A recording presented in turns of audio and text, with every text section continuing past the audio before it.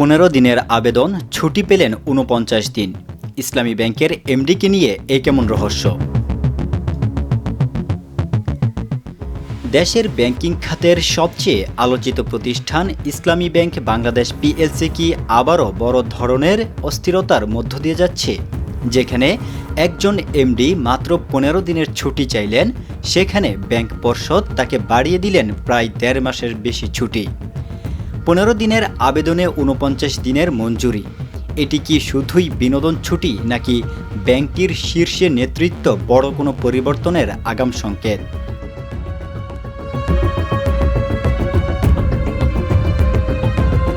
প্রশ্ন উঠছে, তবে কি ওমর ফারুক খানকেও তার পূর্বসূরিদের মতো নাটকীয় বিদায়ের পথে হাঁটতে হচ্ছে?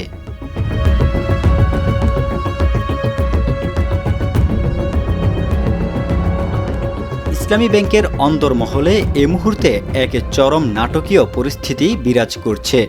ব্যাংকটির বর্তমান ব্যবস্থাপনা পরিচালক মোহাম্মদ ওমর ফারুক খান শ্রান্তি ও বিনোদন যাপনের জন্য 15 দিনের ছুটির আবেদন করেছিলেন।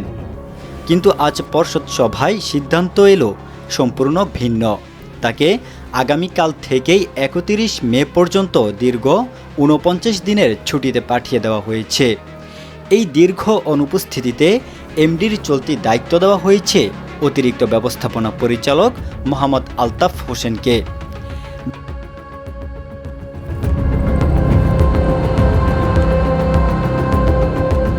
ব্যাংকিং সেক্টরে এই ঘটনাটি সাধারণ কোনো ছুটি হিসেবে দেখার সুযোগ খুব কম, কারণ সাধারণ নিয়মে কেউ ছুটি চাইলে কর্তৃপক্ষ তা মঞ্জুর করে কিংবা কমিয়ে দেয়।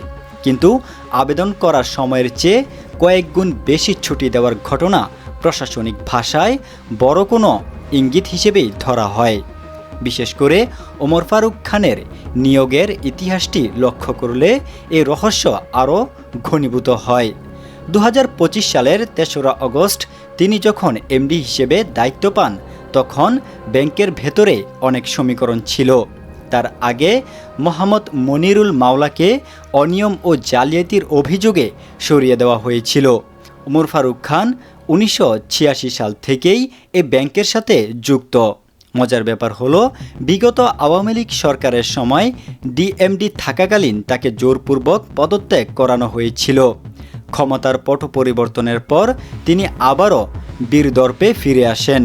কিন্তু এখন সেই পট পরিবর্তনের পর তৈরি হওয়া নতুন পরিস্থিতিতে তাকে কি ব্যাকফুটে পাঠানো হচ্ছে? বর্তমান রাজনৈতিক প্রেক্ষাপট এখন একটি বড় ফ্যাক্টর হিসেবে কাজ করছে।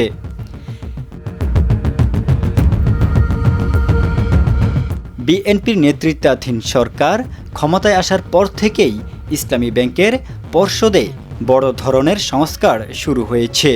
সম্প্রতি বাংলাদেশ ব্যাংক এই ব্যাংকের পর্ষদ থেকে একমাত্র জামাতপন্থী হিসেবে পরিচিত পরিচালক আব্দুল জলিলকে সরিয়ে এস.এম. আব্দুল হামিদকে স্থলাভিষিক্ত করেছে। পর্ষদের এই পরিবর্তনের পরপরই এমডিকে দীর্ঘ ছুটিতে পাঠানোর সিদ্ধান্তটি কি নিছকই কাকতালীয়?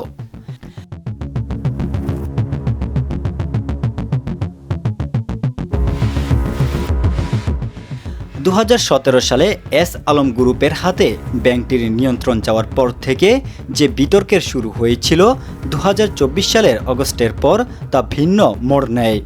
পর্ষদ ভেঙে পুনর্গঠন করার মাধ্যমে ব্যাংকটিকে স্থিতিশীল করার চেষ্টা করা হলেও এমডি পদে এ ধরনের ছুটি নাটক গ্রাহক এবং কর্মকর্তাদের মনে নতুন করে উদ্বেগের জন্ম দিচ্ছে।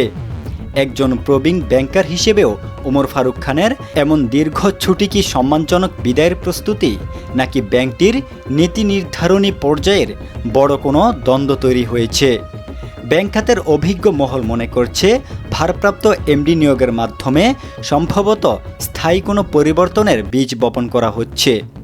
ইসলামী ব্যাংকের মতো স্পর্শকাতর একটি প্রতিষ্ঠানে যখন এমন রহস্যজনক সিদ্ধান্ত আসে, তখন তার প্রভাব শুধু ব্যাংকের ভেতরেই সীমাবদ্ধ থাকে না, পুরো অর্থনীতিতেই এর একটি প্রতিধ্বনি শোনা যায়। এখন দেখার বিষয়, মে মাস শেষ হওয়ার পর ওমর ফারুক খান কি আবারও তার চেয়ারে ফিরে আসতে পারবেন, নাকি ভারপ্রাপ্ত দায়িত্ব পাওয়া আলতাফ হোসেনই হয়ে উঠবেন ব্যাংকটির নতুন কাণ্ডারি? ইসলামী ব্যাংকের এই প্রশাসনিক রদবদলের নেপথ্যের আসল সত্য কি তা হয়তো সামনের দিনগুলোতেই পরিষ্কার হবে। তবে আপাতত এই ৪৯ দিনের ছুটি ব্যাংক পাড়ায় এক গভীর রহস্যের জন্ম দিয়ে গেল।